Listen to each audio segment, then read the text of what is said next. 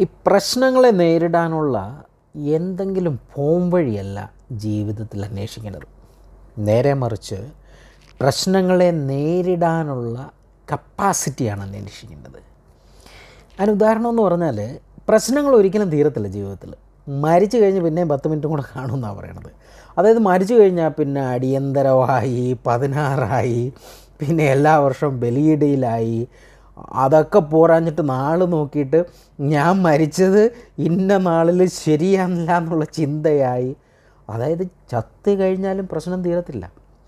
നേരെ മറിച്ച് പ്രശ്നത്തെ അഭിമുഖീകരിക്കാനുള്ള കപ്പാസിറ്റിയാണ് അന്വേഷിക്കേണ്ടതെങ്കിൽ അതിന് ഈ ലോകത്ത് ഒരേ ഒരു പോംവഴിയേ ഉള്ളൂ: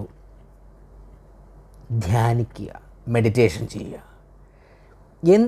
എന്തുകൊണ്ടാണ് ഈ ധ്യാനമെന്ന് പറയണത് ഇത്ര ആധികാരികമായിട്ട് എനിക്ക് പറയാൻ സാധിക്കുന്നതെന്ന് പറഞ്ഞാൽ, കഴിഞ്ഞ 25 വർഷമായിട്ട് ഞാൻ മെഡിറ്റേഷൻ ചെയ്യുക.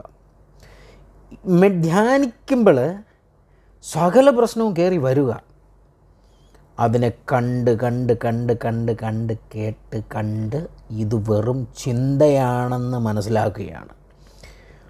ഒരാളെ അടിക്കണമെന്ന് ഞാൻ ചിന്തിക്കുമ്പോൾ എൻ്റെ വിരൽ ഞാൻ അനക്കത്തില്ല എന്ന് ചിന്തിച്ചാൽ എനിക്ക് എങ്ങനെ അടിക്കാൻ പറ്റും? ചിന്തയോട് പറയാം വേണേ പോയി അടിക്കാമെന്ന്. നടക്കുമോ?